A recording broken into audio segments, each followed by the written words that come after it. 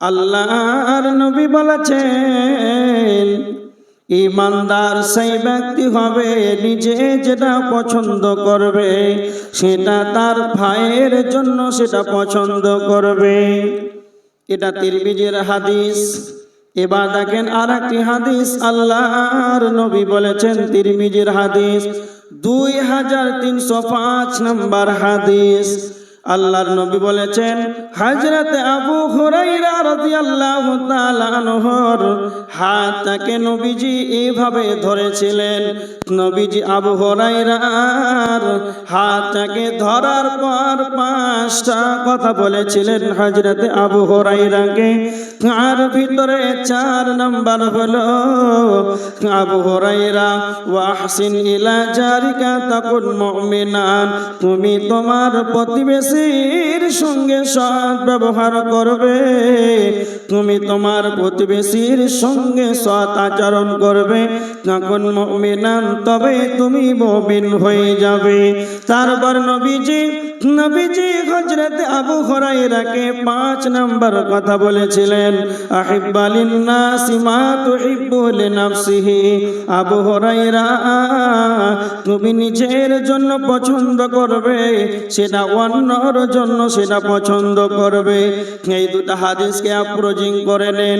একটা হাদিস হলো, নবীজি বলছেন, মুমিন সেই ব্যক্তি নিজে যেটা পছন্দ করবে তার ভাইয়ের জন্য সেটা পছন্দ করবে।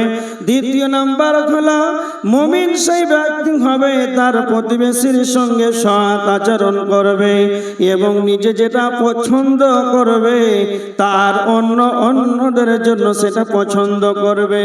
এবার দেখেন, এই হাদিসগুলো যদি আমরা মেনে নিই তাহলে আমরা পশ্চিমকালেও কোনোদিন মানুষের ভিতরে বিচ্ছিন্ন হব না।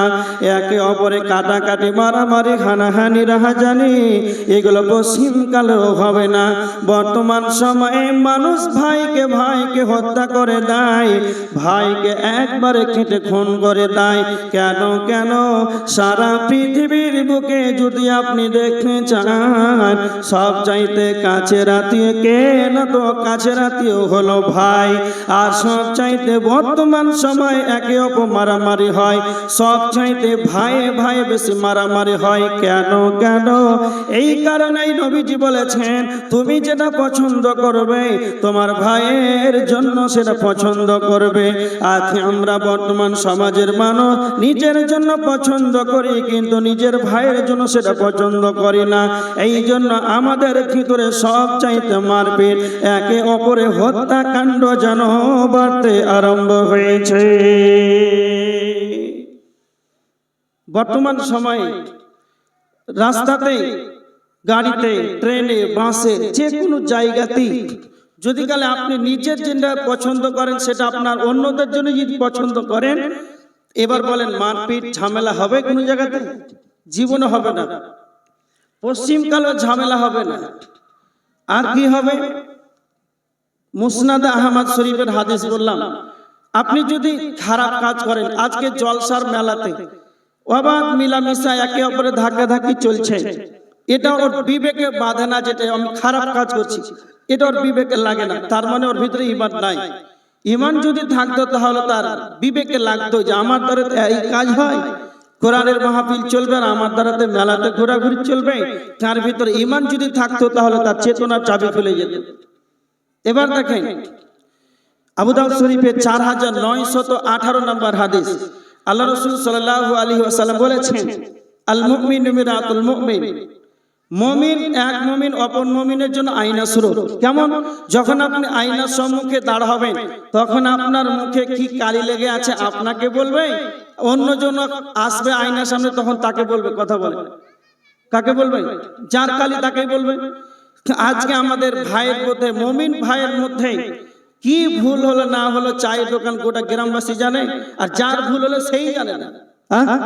এরকমটা হয় না? হয় না?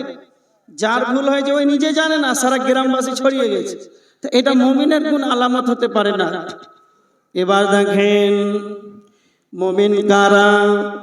আল্লাহ বলেছেন সূরা আল ইমরানের 28 নম্বর আয়াত, لا يتخذ المؤمنون الكافرين أولياء من دون المؤمنين আল্লাহ বলেছেন মুমিনগণ জানো অন্য মুমিনকে ছাড়া কাফেরদের সঙ্গে বন্ধুত্ব না করে।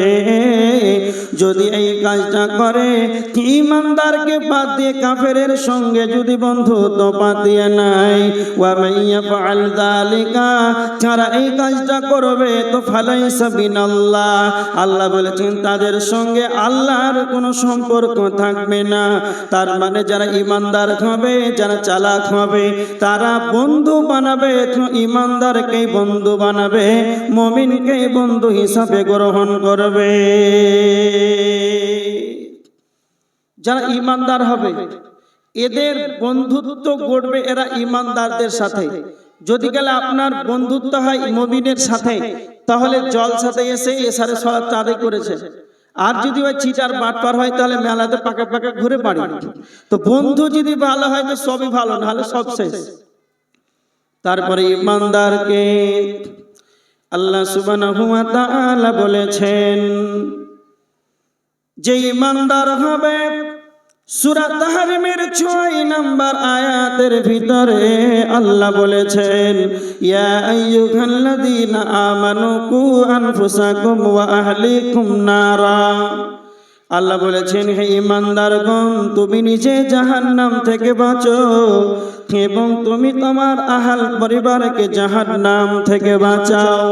এখানে কি গুণ পাওয়া গেল? ঈমানদার তারাই হবে মুমিন নিজে জাহান্নাম থেকে বাঁচবে এবং তার আহাল পরিবারকে জাহান্নাম থেকে বাঁচাবে। কেমন কথা!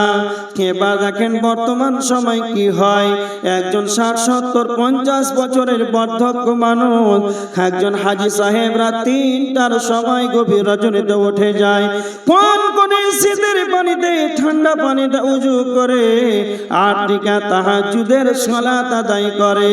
আর ফজরের 2 রাকাত সুন্নাত, ফজরের সালাতের আগেই যেন 2 রাকাত সুন্নাত আদায় করে। কেন কেন কেন ফজরের 2 রাকাত সুন্নাতের কত দাম! আল্লাহর নবী বলেছেন রাকাতাল ফজর খায়রুম মিনাদ দুনিয়া ওয়া মা ফিহা। সারা পৃথিবীর বুকে আসমানের নিচে জমিনের উপরে সমস্ত যা কিছু আছে সকলের চাইতে দাম হলো ফজরের 2 রাকাত সুন্নাতের দাম। একজন হাজী সাহেব তাহাজ্জুদ আদায় করলো, ফজরের সালাতের আগে সুন্নাত আদায় করলো, ফজরের সালাত জামাতের সঙ্গে আদায় করলো। এবার যখন ওই হাজী সাহেব এতগুলো ইবাদত কেন করলো, তাহলে তাকে যদি জিজ্ঞাসা করা হয়, সে বলল আমি জাহান্নাম থেকে বাঁচার জন্য এতগুলো আমল করলাম। ওই মানুষটা যখন বাড়িতে চলে যায় তখন একবার মুখ খুলে তার ছেলে মেয়েদেরকে, তার আহাল পরিবারকে একবার বলল না আব্দুল্লাহ আব্দুস সাত্তার বেটা ওঠ সালাত আদায় কর। সে নিজে জাহান্নাম থেকে বাঁচার জন্য সালাত আদায় করলো, কিন্তু তার আহাল পরিবারকে পশ্চিম কালো একবার বলল না। এটা কোনোদিন মুমিনের আলামত হতে পারে না, এটা মুমিনের কোনোদিন বৈশিষ্ট্য হতে পারে না। কেন কেন কেন? আল্লাহর নবী সাল্লাল্লাহু আলাইহি ওয়াসাল্লাম বলেছেন আলা কুল্লুকুম রাঈন ওয়া কুল্লুকুম মাসউলুন আন রাইয়াতিহি। প্রত্যেকেই নিজ নিজ হলো দায়িত্বশীল। কাল কিয়ামতের ময়দানে প্রত্যেকটা দায়িত্ব সম্পর্কে আল্লাহর বিচারের কাঠগড়ায় জিজ্ঞাসিত করা হবে। তারপরে নবীজি বলেছেন আর রাজুলু রাইন ফি আহলিহি ওয়া হুয়া মাসউলুন আন রাইয়াতিহি। আপনি আপনার পরিবারের আপনি হলেন পুরুষ, হলো অভিভাবক। ধরেন আপনার 3টা মেয়ে আছে, 3টা ছেলে আছে, হলো 6 জন। আপনার একটা স্ত্রী রয়েছে, হলো 7 জন। এই 7 জন আপনার অধীনস্থ রয়েছে। আপনার এই অধীনস্থ সম্পর্কে কাল কিয়ামতের ময়দানে জিজ্ঞাসা করা হবে। আপনার ছেলে মেয়েদের সম্পর্কে, আপনার নিজের বিবি স্ত্রী সম্পর্কে সম্পর্কে, এক কথায় আপনি আপনার আহাল পরিবারের অভিভাবক, আপনাকে কিয়ামতের ময়দানে জিজ্ঞাসা করা হবে। এবার আপনি নিজে জাহান্নাম থেকে বাঁচার জন্য তাহাজ্জুদের সালাত আদায় করলেন, এতগুলো ইবাদত করলেন, কিন্তু একবার পশ্চিমকালে মুখ খুলে আপনি আপনার আহাল পরিবারকে বললেন না। এটা কোনোদিন মুমিনের বৈশিষ্ট্য হতে পারে না। এটা কোনোদিন মুমিনের বৈশিষ্ট্য হতে পারে না। মুমিন নিজে বাঁচবে এবং তার আহাল পরিবারকে জাহান্নাম থেকে বাঁচাবে। কেমন? এটা হচ্ছে একটা মুমিনের বৈশিষ্ট্য। এবার দেখেন আর কে মুমিন হবে? সবচাইতে চালাক ঈমানদার কে? আবু দাউদ ইবনে মাজাহ শরীফের হাদিস 4259 নম্বর হাদিস। আনসারীদের এক ব্যক্তি আল্লাহ রাসূলের কাছে এসে প্রশ্ন করলেন, আল্লাহর নবী, আইয়ুল মুমিনিনা আফজাল, সবচাইতে উত্তম মুমিন কে? তখন আল্লাহর নবী বললেন, সবচাইতে উত্তম মুমিন হচ্ছেন আহসানুহুম খুলুকান, যার চরিত্র ভালো। তারপরে নবীজিকে আবার 3 নাম্বার প্রশ্ন করলেন, আল্লাহর নবী আপনি বলেন সবচাইতে বুদ্ধিমান মুমিন কে? সবচাইতে চালাক ঈমানদার কে? তখন আল্লাহর নবী বললেন, আকসারুহুম লিল মাউতি যিকরা, যে ব্যক্তি সর্বদা, যে ব্যক্তি বেশি বেশি করে মওতটাকে স্মরণ করে, সেই ব্যক্তি হলো সবচেয়ে চালাক। 2 নাম্বার নবীজি বললেন, ওই ব্যক্তি সবচেয়ে চালাক দুনিয়ার বেঁচে থাকাকালীন জীবদশায় আখিরাতের জন্য আমলগুলোকে অগ্রিম পাঠিয়ে দেয়। জলসার মাহফিলে আজকে দান খয়রাতের মাধ্যমে, যতগুলো ইবাদতের মাধ্যমে, বেশি বেশি দানের মাধ্যমে জীবদ্দশায় বেঁচে থাকাকালীন আখিরাতের জন্য আমলগুলোকে অগ্রিম পাঠিয়ে দেবে, সেই ব্যক্তি হলো সবচাইতে চালাক। তারপরে নবীজি বলছেন, যে মওতকে বেশি বেশি করে স্মরণ করবে, সেই ব্যক্তি হলো সবচাইতে চালাক। কেন মওতকে স্মরণ করলে কি লাভ হবে? আল্লাহর নবী কেন মওত স্মরণ করার কথা বলেছেন? তিরমিজি শরীফের 2307 নম্বর হাদিস। আল্লাহর নবী বলেছেন, হযরত আবু হুরায়রা রাদিয়াল্লাহু তাআলা আনহু বর্ণনা করেছেন, আল্লাহর নবী বলেছেন, আকসিরু যিকরা, তোমরা বেশি বেশি করে স্মরণ করো, ইয়ানিল মওত, মওতটাকে তোমরা বেশি বেশি করে স্মরণ করো। আল্লাহর নবী কেন মওতটাকে স্মরণ করার কথা বলেছেন? বেশি বেশি করে মওতটাকে স্মরণ করলে কি লাভ হবে?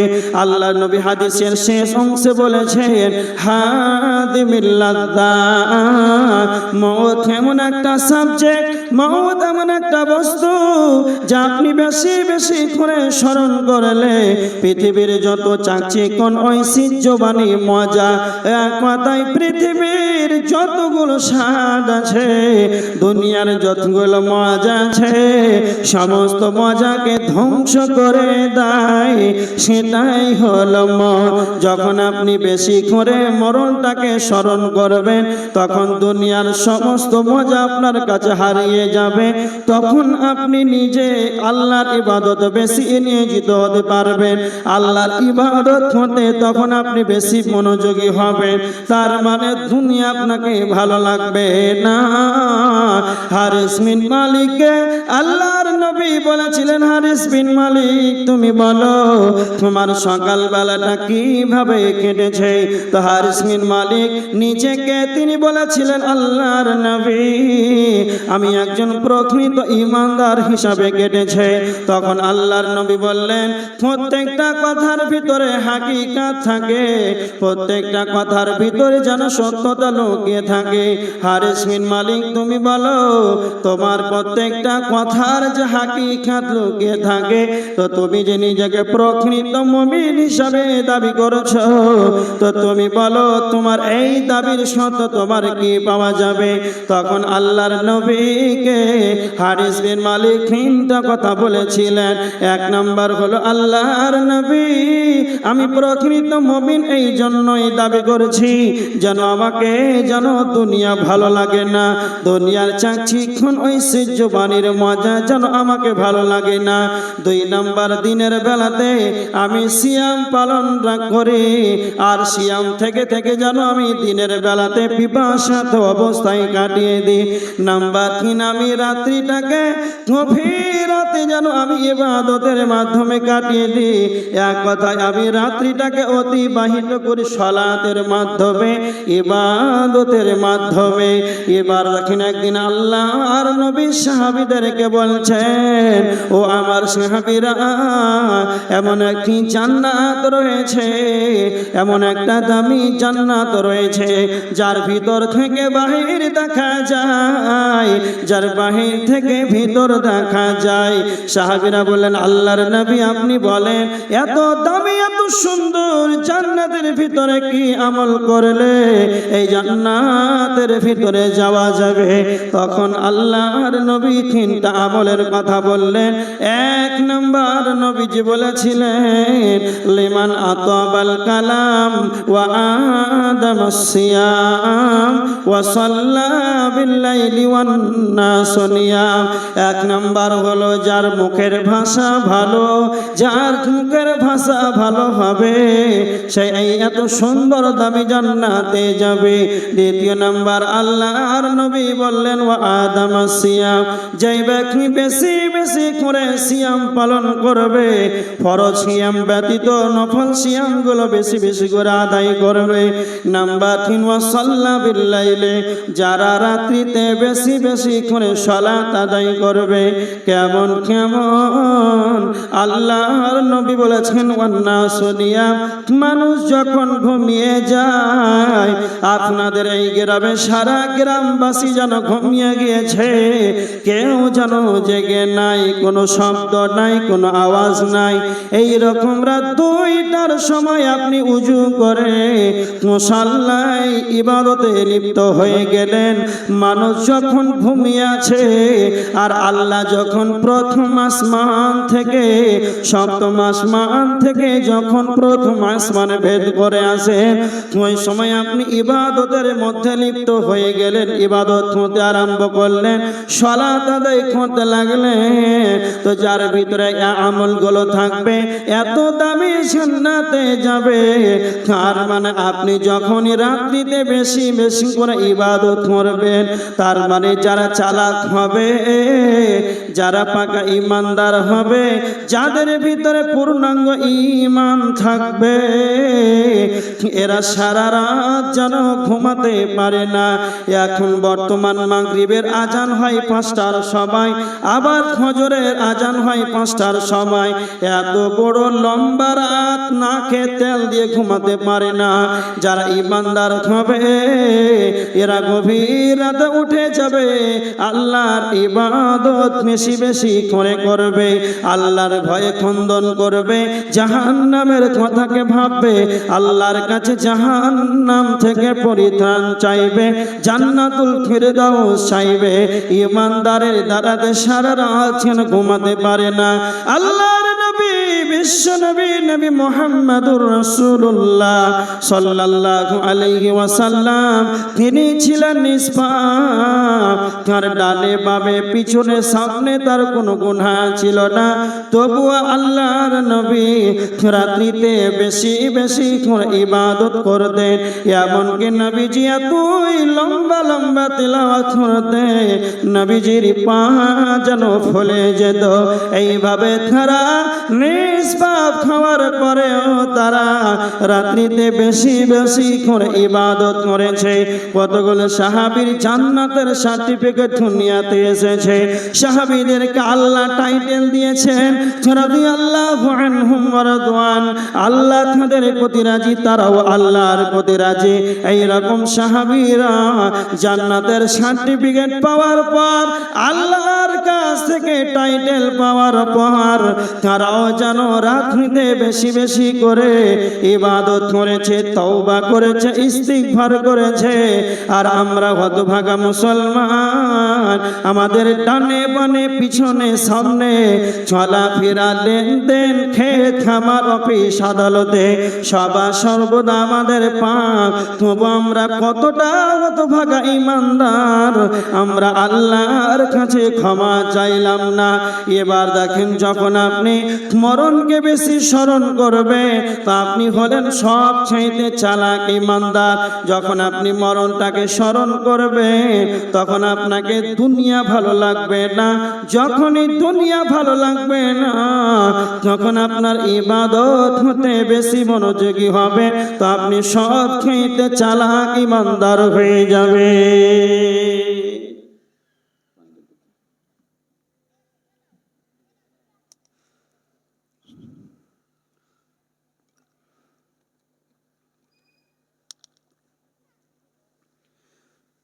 সব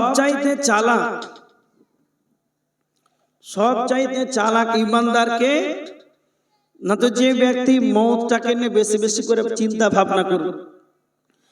এবার আপনারা সম্মুখে আমার সামনে বসে আছেন, নিজে একবার চিন্তা ভাবনা করে বলেন, নিজের অন্তর থেকে বলেন, আমরা 24টা ঘন্টায়, 30টা দিনে, একটা বছরে কতবার ভাবি?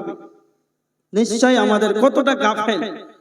কাউকে বলতে হবে না আপনি কত বড় ঈমানদার, নিজের ব্রেনকে সার্চিং এ করেন, নিজে একবার ভাবেন যে আমরা কি হতভাগা। আল্লাহ যেন আমাদেরকে বুঝার তৌফিক দান করুক, আল্লাহুম্মা আমিন। যে আমরা আজকে মওতকে স্মরণ করি না, পাকা ঈমানদার নিজেকে ভাবে। মুমিন যে হবে নিজে পছন্দ করবে, ভাইয়ের জন্য পছন্দ করবে, অন্যের জন্য সেটা পছন্দ করবে। মুমিন যে হবে, আল্লাহ রাসূল সাল্লাল্লাহু আলাইহি ওয়াসাল্লাম বলেছেন, মুসলিম শরীফের 67 নম্বর হাদিস, আল মুসলিমু মান সালিমাল মুসলিমুনা মিন লিসানিহি ওয়া ইয়াদিহি। সত্যিকারে মুসলমান সেই ব্যক্তি যার মুখের দ্বারাতে, যার হাতের দ্বারাতে অন্য কোন মানুষ, অন্য কোন মুসলমান যেন কষ্ট না পায়। এবার আপনি বলেন তো, আপনার গ্রামবাসী, পাড়া প্রতিবেশী, যেই জায়গাতে আপনি বাস করছেন, আপনার প্রতিবেশীকে আপনার প্রতি খুশি, সন্তুষ্ট আছে? আপনি যেই চায়ের দোকানে চা খেতে যান, যেই মসজিদে আপনি সালাত আদায় করতে যান, আপনার মুখের ভাষার কারণে আপনাকে লাঞ্ছিত হতে হয়, আপনাকে অপমানিত হতে হয়। আপনি যে ভাষাগুলো ব্যবহার করছেন, অন্য মানুষ কষ্ট পাচ্ছে, তা আপনি কতটা ঈমানদার নিজেকে ভাবছেন? এবার আপনি নিজেই বলেন। এবার দেখেন মুমিন আপনি কি করে হতে পারবেন।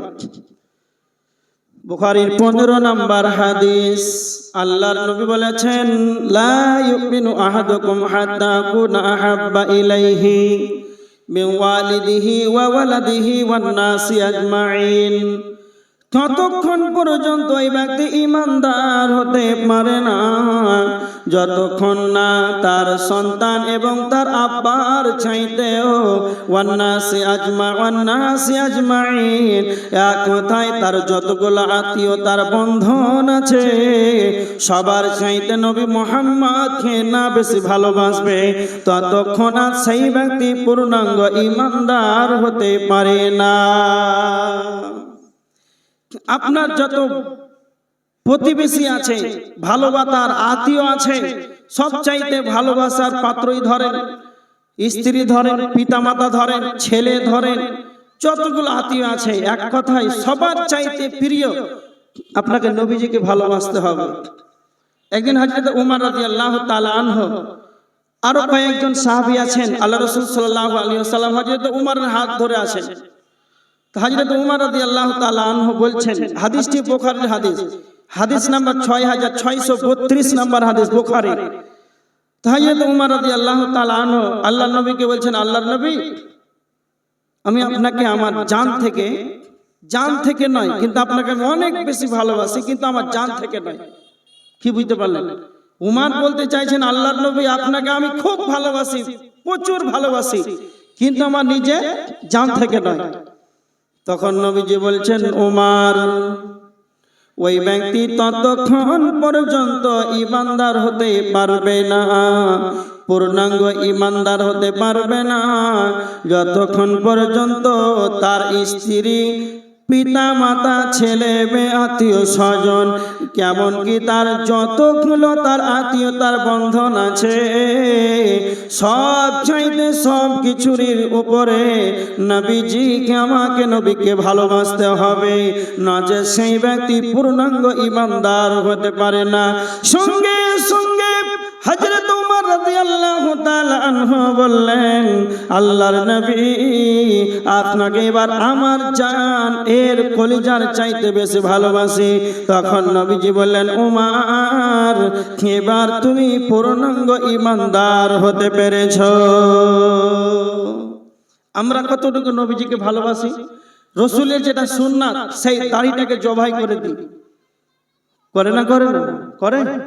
কতটা নবীজির প্রেমিক যে আপনি সিলনে গিয়ে সেই সেলুনে আপনার রসুলের দাড়িটাকে একবারে ছেঁচে জবাই করে নিচে ফেলে দিলেন, আর অমুসলিম নাপিত জুতা দিয়ে সারাদিন খুঁজছে আর ঝাড়ু দিয়ে সেটাকে বস্তায় ভরে, আর হরিশ্চন্দ্রপুরের সবচেয়ে যেটা পচা ড্রেন ওই জায়গাতে ক্যাচরাখানাতে ফেলছে। মুসলিম হোক আর অমুসলিম হোক, সেখানে ওই পচা জায়গা দিয়ে বসা যায়, সেখানে দাঁড়িয়ে দাঁড়িয়ে পেশাব করছে।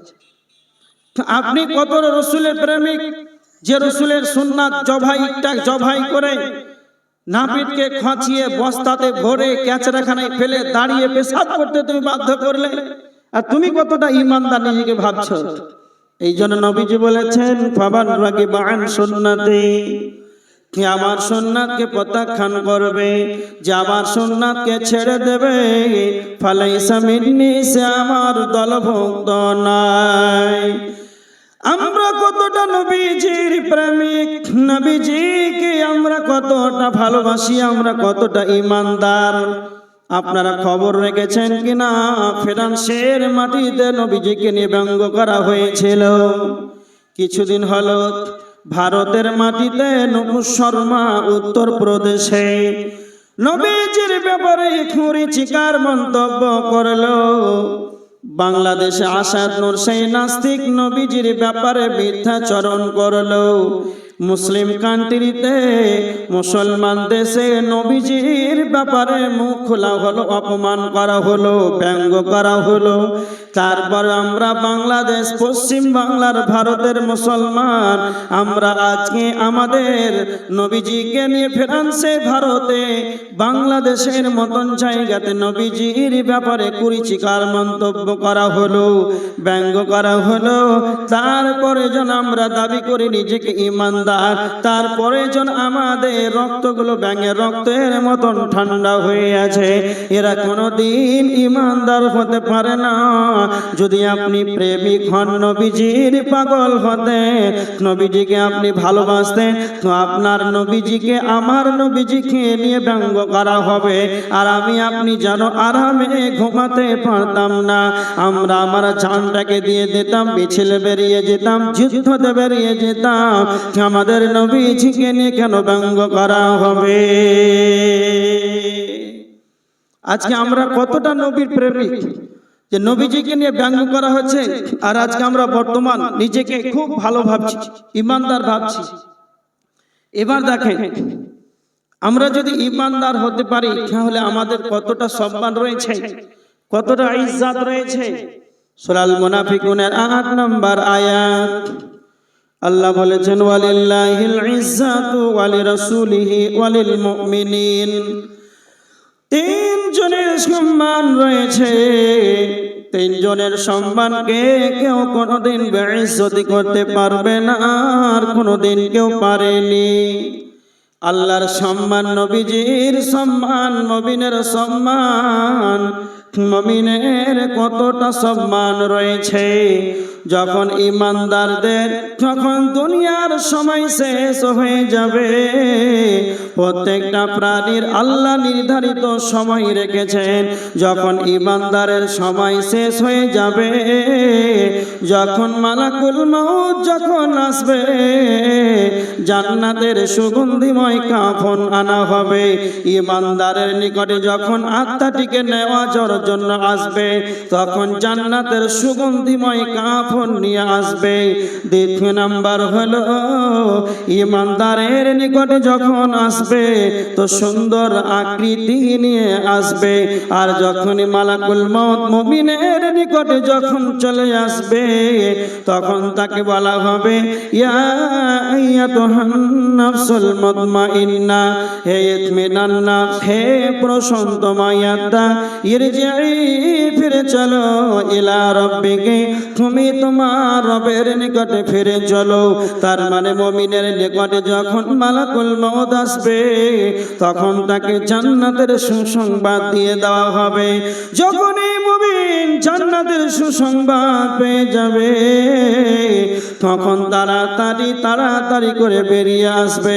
কেমন ধরেন, বোতলের ভিতরে যেমন পূর্ণাঙ্গ পানি থাকে, ফুল পানি থাকে, মশকের ভিতরে যেমন ফুল পরিমাণ যেন পানি থাকে, হালকা কাত ধরলেই যেমন বেরিয়ে যায়, অনুরূপ মুমিন যখন জান্নাতের সুসংবাদ যখন পেয়ে যাবে তখন মুমিনেরা তাড়াতাড়ি করে বেরিয়ে যাবে। আর জান্নাতের সুগন্ধিময় কাফন আনা হবে। মুমিনেরা আত্মাটিকে বের করার পর জান্নাতের সুগন্ধময় কাফনে রাখা হবে। মালাকুল মউতের সঙ্গে অনন্য ফেরেশতারা আসবে আর বলা হবে আমি নিয়ে যাব, আমাকে দাও, আমি নিয়ে যাব। এইভাবে যখন উপরের দিকে নিয়ে যাওয়া হবে বলা হবে এত সুন্দর পবিত্রময় আত্মাটি কার? তো তার আব্বার নাম উল্লেখ করা হবে।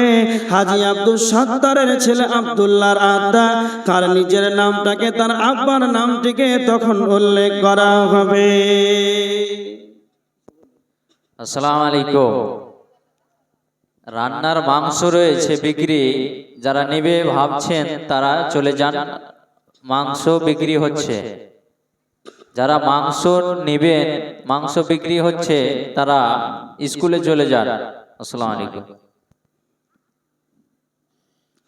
তো মুমিনের নিকটে যখন মালাকুল মউত আসবে তখন তার আত্মাটিকে যখন এত সুন্দর পবিত্রময় কাফনে যখন নিয়ে যাওয়া হবে, সুগন্ধিময় কাফন, তখন ওপরের দিকে নিয়ে যাওয়া হবে, তার নাম জিজ্ঞাসা করা হবে, তার সুন্দর নামে তাকে ডাকা হবে।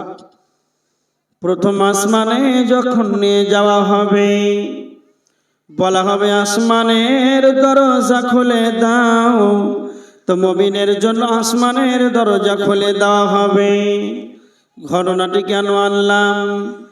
মুমিনের কতটা সম্মান, কতটা ইজ্জত রয়েছে, তার জন্য জান্নাতের সুগন্ধিময় কাফন আনা হবে।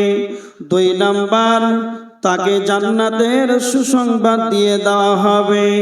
নাম্বার 3, তার আত্মাটি যখন বের করা হবে তার জন্য আসমানের দরজা খুলে দেওয়া হবে। 7ম আসমানের উপরে ইল্লিন নামক জায়গা রয়েছে, সেই জায়গাতে তার নামটিকে লিপিবদ্ধ করা হবে। এতটা ইমানদারের সম্মান রয়েছে। কিন্তু যতক্ষণ বেঈমানের নিকটে যখন মালাকুল মউত আসবে তখন ভয়ঙ্কর আকৃতি নিয়ে আসবে। তাকে দেখে, মালাকুল মউতকে দেখে যেন ভীত সন্ত্রস্ত হবে, এতই হতভম্ব হয়ে পড়বে, তার আত্মাটি যেন বের হতে চাইবে না। কিন্তু মালাকুল মউত এমন একজন ফেরেশতা, আল্লাহর হুকুমে সে নিয়োজিত রয়েছে। আল্লাহর হুকুম হয়ে গেলেই তা পালন করবে। কারো অর্ডার লাগে না, কারো বাড়ি আসলে কারো হুকুম লাগে না। মালাকুল মউত বেঈমানের আত্মাটিকে পালায়নের জন্য টেনে টেনে বের করিবে। মালাকুল মউত আসিবে, ফাঁসি তোমার বসিবে, দম কবজ করিবে, ছেড়ে দেবে না, কোনো দিন ফিরে আসবে না। ঘুমায় যাইবে তুমি চিরজন্মের মতো, কোনো দিন ফিরে আসবে না। বন্ধু বান্ধব আসিবে, ফাঁসি তোমার বসিবে, এক নজর দেখিবে, ফির চলে যাবে, সঙ্গে যাবে না, আর কোনো দিন ফিরে আসবে না। ঘুমাই যাইবে তুমি চিরজন্মের মতো, আর কোনো দিন ফিরে আসবে না। যেদিন তুমি মরিবে বুঝিতে পারিবে, কবরের কি জ্বালন বলিবে ছেড়ে দাও, ওগো ছেড়ে দেবে না, আর তো কোনো দিন ফিরে আসবে না। মালাকুল মউত এমন একজন ফেরেশতা, বেঈমানের হাত থেকে টেনে টেনে টেনে তা বের করা হবে। দুনিয়ার বুকে সব চাইতে যেগুলো নোংরা জায়গা, ক্যাচরাখানা থেকে দুর্গন্ধময় যুক্ত চদর চট ছেলা বস্তাতে করে বেঈমানের দুর্গন্ধময় আত্মাটিকে সেখানে রাখা হবে। ওপর দিকে যখন নিয়ে যাওয়া হবে, বলা হবে আসমানের দরজা খুলে দাও। বেঈমানের জন্য আসমানের দরজা খোলা হবে না। আল্লাহ সুবহানাহু ওয়া তাআলা সূরা আরাফের 40 নম্বর আয়াতের ভিতরে আল্লাহ বলেছেন, ইন্নাল্লাযীনা কাযযাবু বিআয়াতিনা ওয়াস্তাকবারু আনহা লা তুফাত্তাহু লাহুম আবওয়াবুস সামা। আল্লাহ সুবহানাহু ওয়া তাআলা বলেছেন, নিশ্চয় যারা আমার আয়াত থেকে মিথ্যা মনে করেছে, অহংকার করে মুখটাকে ফিরিয়ে নিয়েছে, লা তুফাত্তাহু লাহুম আবওয়াবুস সামা, তাদের জন্য আসমানের দরজা খোলা হবে না। এক কথায় কি বুঝতে পারলেন? বেঈমানের জন্য আসমানের দরজা খোলা হবে না, ঈমানদারদের জন্য আসমানের দরজা খোলা হবে। ঈমানদারদের কতটা সম্মান রয়েছে। মুমিনের জন্য আসমানের দরজা খুলে দেওয়া হবে, তার ইল্লিন নামক জায়গাতে তার নামটিকে লিপিবদ্ধ করা হবে। এতটা মুমিনের ইজ্জত রয়েছে। এবার আপনি এতটা সম্মানিত হবেন কখন? যখন আপনার ভিতরে 5টা আলামত গুলো দেখা যাবে। আল্লাহ সুবহানাহু ওয়া তাআলা সূরা আনফালের 2 নম্বর আয়াতের ভিতরে আল্লাহ বলেছেন, ইন্নামাল মুমিনুনা আল্লাযীনা ইযা যুকিরাল্লাহু ওয়াজিলাত কুলুবুহুম, ঈমানদার তারাই যখন আল্লাহর আলোচনা করা হবে তখন তার দিল যেন কম্পিত হবে।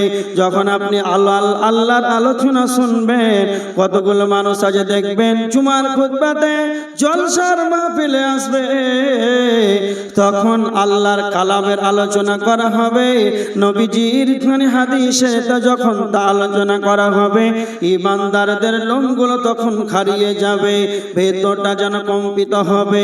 তখন আপনি নিজে ভাবতে পারবেন, তখন আপনার চোখ দিয়ে অশ্রু বিসর্জন হবে আল্লাহর কালামের আলোচনা শুনে। তখন আপনি বুঝতে পারবেন আমার ভিতরে তা ঈমান রয়েছে। যদি 2 ঘন্টা 5 ঘন্টা 10 ঘন্টা জলসা শোনার পর, আল্লাহর আলোচনা শোনার পর যদি আপনার ভিতরটা যেন হৃদয়টা যদি নরম না হয়, হাতের লোমগুলো যদি খাড়া না হয়, আপনার ভিতরটা যেন আল্লাহকে বলে যদি ভয় না আসে, জাহান্নাম বলে যদি ভয় না আসে, তাহলে আপনি ভেবে নেন আপনার ভিতরে এখন ঈমান যেন কাজ করছে না। এবার দেখেন কেন মদিনার মুনাফিকরা নবীজির মতো একজন ব্যক্তি, মদিনাতে নবীজি কোরআন হাদিসের আলোচনা করতেন, আল্লাহর কালামের কথা বলতেন, কিন্তু মদিনার মুনাফিকদের হৃদয়টা পাথরের মতন শক্ত হয়ে থাকতো। এদের আলোচনা শোনার পর পশ্চিম কালে কোনোদিন তাদের অন্তরটা নরম হয়নি, তাদের হৃদয়টা যেন কম্পিত হয়নি। তখন আমার আল্লাহ আয়াত নাজিল করলেন, ইন্নামাল মুমিনুনা আল্লাযীনা ইযা যুকিরাল্লাহ, ঈমানদার তারাই হবে রে, আমার আলোচনা শোনা মাত্রই তাদের দিলটা যেন কম্পিত হবে, কেঁপে যাবে, তারাই ঈমানদার হয়ে যাবে। আল্লাহর নবীর মতন ব্যক্তি নবী মুহাম্মদুর রাসূলুল্লাহ সাল্লাল্লাহু আলাইহি ওয়াসাল্লাম কতটা আল্লাহকে ভয় করতেন, কতটা আল্লাহ সম্পর্কে তার জ্ঞানটা ছিলেন, কতটা তিনি গত ভিম্ব হয়ে দুনিয়াটা কাটাতেন। এক হাদিস শোনেন, তিরমিজির হাদিস 2312 নম্বর হাদিস। আল্লাহর নবী বলেছেন, লাউ তা'লামুনা মা আ'লাম, আমি যা জানি তোমরা যদি জানতে, লাদাহিকতুম কালিলান, কম কম তোমরা হাসে, ওয়ালা বাকাইতুম কাসীরা, তোমরা বেশি বেশি করে কাঁদতে। আমি নবীজি যা জানি তোমরা যদি তা জানতে, কম কম হাসতে আর বেশি বেশি তোমরা কাঁদতে।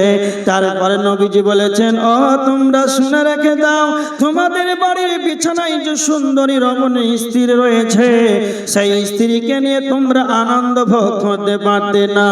আমি যা জানি তোমরা যদি তা জানতে, তোমাদের বাড়িতে মহিলা রয়েছে, এত সুন্দর রমণী স্ত্রী রয়েছে, এই সুন্দর বেগমাকে নিয়ে তোমরা আনন্দ ভোগ করতে পারতে না। রাস্তায় বেরিয়ে যেতে, পথে বেরিয়ে যাওয়ার পর তোমরা কি করতে? আল্লাহর কাছে কাকুতি বিনীত করতে। আমি নবীজি যা জানি তোমরা যদি তা জানতে। আমাদের কত হৃদয়টা কত নরম হয়, কতটা কাঁপে। চায়ের দোকানে হাসি, মসজিদের ভিতরে এখন বর্তমান নামাজ পড়ে শুরু হয়ে গেল তামাশা। কোন কোন মসজিদে আছে সালাম ফিরা মাত্রই চাচা নাকি, একজন শুরু করছে আর একজন হাসছে আর একজন শেষ করছে, সমনামাজ শেষ। স্টেজেও বর্তমান সময় ছোকরা বক্তা বের হয়েছে, কোরআন রাখা আছে এখানে, বক্তা হাসছে, শ্রোতাও পাগলের মতন হাসছে, লজ্জা সরব কারো না। এরকম স্টেজ আছে আপনাদের হরিশ্চন্দ্রপুরে? বক্তাও হাসে, শ্রোতাও হাসে। হাসির জন্য যে যত হাসাতে পারবে তাকে তত টাকা দিয়ে আনা হবে স্টেজে। দুই দলকে ঠাটাতে হবে, দুই দলই হচ্ছে বেহায়া জাত। এটা হচ্ছে হাসির মঞ্চ করেছে। আল্লাহ রসুল বলছেন, আমি যা জানি তোমরা জানলে কাঁদতে, কম হাসতে। এটা তো আমাদের উচিত। বর্তমান সময়ে আমরা হাসি উল্লাস, খেল তামাশায় রঙের দুনিয়াটাকে আমরা কাটাচ্ছি। এবার দেখেন, ওয়াইদা তুলিয়াত আলাইহিম আয়াতুহু যাদাতুহুম ঈমানা। মুমিনের 2 নাম্বার গুণ হলো, যখন কালামের তেলাওয়াত যখন করা হবে, যাদাতুহুম ঈমানা, তো মুমিনের ঈমান বৃদ্ধি পাবে। যদি আপনার ভিতরে ঈমান থাকে, কোরআন তেলাওয়াত করা হবে তো মনে হবে যে আরো শুনি। এরকমটা হয় না? হয় না? যতই যা কাজ থাকুক, মনোযোগ সহকারে কোরআনটা শোনার ইচ্ছা হবে, তখন আপনি ভাবেন যে আমার ঈমানে কাজ করছে।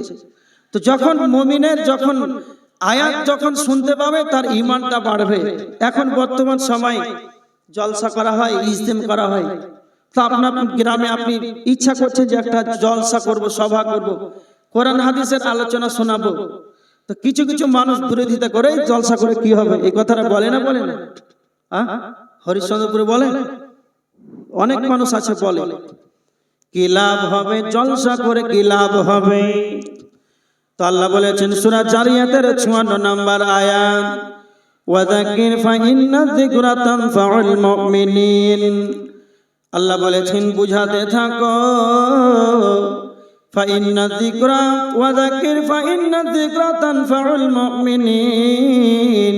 তাদেরকে বুঝাতে থাকো, এই বুঝানোটা মুমিনের উপকারে আসবে। কথা বলেন কার? আলোচনা শুনবে তো মুমিন, আলোচনা শুনবে তো তার উপকারে আসবে। তো জলসা করে কি লাভ হবে? এবার দেখেন, যাদের ভিতরে ঈমান থাকবে তারা কোরআনের হাদিসের আলোচনা শুনবে। যাদের ভিতরে ঈমান থাকবে না, কোরআনের আলোচনা হবে, এরা মাজারে মেলাতে গিয়ে আড্ডা পিটবে। নবীজি বলেছেন, আহাবুল বিলাদ ইলাল্লাহি আসওয়াকুহা ওয়া আবগাদুল বিলাদ ইলাল্লাহি আসওয়াকুহা। আল্লাহ নবী বলেছেন, আল্লাহর নিকটে সব চাইতে নোংরা জায়গা, খারাপ জায়গা হলো বাজার। আজকে দেখেন মুসলমানকে বাজারে পাওয়া যাবে, পা ফেলার জায়গা নাই। তাকে কোরআনের মাহফিল ভালো লাগে না। কেন? তার ভিতরে যেন ঈমানে কাজ করছে না। যখন তাদের ভিতরে ঈমান থাকবে, কোরআন হাদিসের আলোচনা শুনবে তো তাদের দিল গলে যাবে। যখন কালাম তেলাওয়াত করা করা হবে তো তাদের ঈমান বেড়ে যাবে। আজকে বর্তমান সময় জলসা হচ্ছে, ঈমান বাড়ে না কেন কেন কেন? এক উদাহরণ শুনেন। আমি 2 ঘন্টা আলোচনা করলাম, জলসা করলাম, এখানে 2টা মোবাইলকে রেখে দেন। একটা মোবাইলের ভিতরে চিপস আছে, মেমোরি আছে, তো যেই মোবাইলের ভিতরে চিপস থাকবে, মেমোরি থাকবে, সে আমার আলোচনাকে ধারণ করার ক্ষমতা রাখবে। আপনি রেকর্ডিং চালু করে দেন, আব্দুল কাইয়ুম যা মুখে উচ্চারণ করবে তা মোবাইল ধারণ করে নেবে। আর সেই মোবাইলটার ভিতরে চিপস নাই, মেমোরি নাই, সেটাকে রেকর্ডিং চালু করে রেখে দেন। সারা রাত আমি যদি আলোচনা করি তবে একটা কথা ধারণ করার ক্ষমতা নাই। তার ভিতরে, তার মানে চিপস যার ভিতরে থাকবে তার ধারণের ক্ষমতা থাকবে, যার ভিতরে চিপস থাকবে না তার ধারণের ক্ষমতা থাকবে না। তাই আমার আল্লাহ বলেছে, যাদের ভিতরে ঈমান থাকবে রে, তা আমার কালামের তিলাওয়াত শুনে তাদের ঈমান বাড়বে। আর যাদের ভিতরে ঈমান নামক চিপস যদি না থাকে, ঈমান নামক সেই যদি কাঁটা না থাকে, তাহলে তার কি বাড়বে? তো যারা ঈমানদার হবে আলোচনা শুনেই তাদের দিলটা কম্পিত হবে, আল্লাহর কালামের আয়াত শুনে তাদের ঈমান বৃদ্ধি পাবে। এবার দেখেন মুমিনের 3 নাম্বার গুণ, ওয়া আলা রাব্বিহিম ইয়াতাওয়াক্কালুন। মুমিনের 3 নাম্বার গুণ হলো, আল্লাহ বলেছেন যে মুমিন একমাত্র আল্লাহর প্রতি তাওয়াক্কুল করবে, মুমিন আল্লাহর প্রতি ভরসা করবে। সূরা ইব্রাহিমের 11 নম্বর আয়াতের ভিতরে আল্লাহ বলেছেন, ওয়া আলাল্লাহি ফালইয়াতাওয়াক্কালিল মুমিনুন। মুমিনের উচিত আল্লাহর প্রতি তাওয়াক্কুল করা, মুমিনের উচিত আল্লাহর প্রতি তাওয়াক্কুল করা। এবার দেখেন সূরা আল ইমরানের 159 নম্বর আয়াত, আল্লাহ বলেছেন, ফাইদা আযামতা ফাতাওয়াক্কাল আলাল্লাহ। যে ব্যক্তি ঈমানদার হবে, যে কোনো কাজের সিদ্ধান্ত করবে তা আল্লাহর প্রতি তাওয়াক্কুল করবে। এবার আয়াতটিকে অ্যাপ্রোচিং করে নেন। 1 নাম্বার মুমিনের উচিত আল্লাহর প্রতি তাওয়াক্কুল করা, ভরসা করা। আল্লাহ বলেছেন যেই ব্যক্তি মুমিন হবে, সত্য যে কোনো কাজ করবে তা আমারই প্রতি যেন ভরসা করবে। তো আমার আল্লাহ সুবহানাহু ওয়া তাআলা সূরা তালাকের 3 নম্বর আয়াতের ভিতরে আল্লাহ বলেছেন, ওয়া মান ইয়াতাওয়াক্কাল আলাল্লাহ।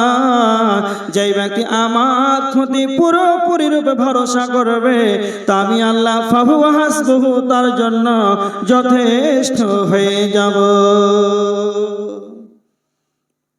মুমিনের 3 নম্বর গুণ আল্লাহর প্রতি ভরসা করা।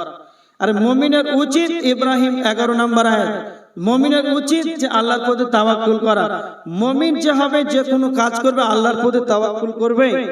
আল্লাহ বলছেন যে এইভাবে আমার প্রতি পুরোপুরি তাওয়াক্কুল করবে তো ফাহুয়া হাসবু, আমি তার জন্য যথেষ্ট হয়ে যাব।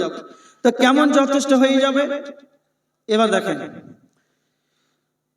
হযরত ইব্রাহিম আলাইহিস সালাতু ওয়াস সালাম পৃথিবীতে যখন আগমন করেন, সেই জামানার বাদশা কে ছিলেন জানা আছে? নমরুদ। নমরুদ সে নিজেকে আল্লাহ দাবি করেছিল, ইব্রাহিম তা বিশ্বাস করে। কত জ্বালা যন্ত্রণা, এমনকি নমরুদ ইব্রাহিমকে শেষ পর্যন্ত আগুনের ভিতরে ফেলতে বাধ্য হলো। হযরত ইব্রাহিম আলাইহিস সালাতু ওয়াস সালামকে নমরুদ আগুনের ভিতরে ফেলে দিয়েছিল। যখন ইব্রাহিমকে আগুনের ভিতরে ফেলে দেওয়া হলো, তৎক্ষণাৎ যখন আগুনের ভিতরে ফেলে দিল, সেই সময় ইব্রাহিম পুরোপুরি আল্লাহর প্রতি ভরসা করলো। আর আগুনের ভিতরে ইব্রাহিম আলাইহিস সালাতু ওয়াস সালাম 2টা কথা বললেন। 1 নাম্বার হলো হাসবুনাল্লাহু ওয়া নি'মাল ওয়াকিল। এক নাম্বার হলো ইব্রাহিম বলেছিলেন, আল্লাহ আমি আপনার প্রতি ভরসা করি। 2 নাম্বার তিনি বলেছিলেন ওয়া নি'মাল ওয়াকিল, আপনি হলেন উত্তম কর্মবিধায়ক। সেই আগুনের ভিতরে বাঁচাবার মতো কেউ নাই, সেই আগুনের ভিতরে আল্লাহ সুবহানাহু ওয়া তাআলার প্রতি তাওয়াক্কুল করলো। তখন আমার আল্লাহ বলেছেন ওয়া মান ইয়াতাওয়াক্কাল আলাল্লাহি ফাহুয়া হাসবুহু, যে আমার প্রতি পুরোপুরি ভাবে তাওয়াক্কুল করবে তো আমি আল্লাহ তার জন্য যথেষ্ট হয়ে যাব। এই আগুন থেকে বাঁচাবার মতো কেউ নাই। তো আগুনের ভিতরে যখন ইব্রাহিম আল্লাহর প্রতি তাওয়াক্কুল করলো, সঙ্গে সঙ্গে আল্লাহ বললেন কুলনা ইয়া নারু কুনি বারদাও ওয়া সালামান আলা ইব্রাহিম, আগুন রে তুমি ইব্রাহিমের প্রতি ঠান্ডা শীতল হয়ে যাও। ইব্রাহিম আগুনের ভিতরে পুড়েছিল, আগুনের ভিতরে নমরুদ তাকে ফেলে দিয়েছিল। ইব্রাহিম আগুনের ভিতরে ছিল এটা সত্য, কিন্তু নমরুদ আগুনে ফেলেছিল এটা সত্য। ইব্রাহিমের একটা পশম পর্যন্ত পড়ে নাই। কেন? আল্লাহ আগুনকে বলে দিলেন আগুন রে তুমি ইব্রাহিমের প্রতি শীতল হয়ে যাও। যখন ফিরাউনের দল ধাবাও করতে তাড়াতে আরম্ভ করলো মুসার কওমকে, তাড়াতে তাড়াতে এমন একটা জায়গাতে হাজির হলো, সামনে সমুদ্র আর পেছনে ফেরাউনের সৈন্যদল, ডানে বামে ফেরাউনের সৈন্যদল আর সামনে সমুদ্র। কোথায় পালাবে? পালাবার মতন কোনো জায়গাই নাই।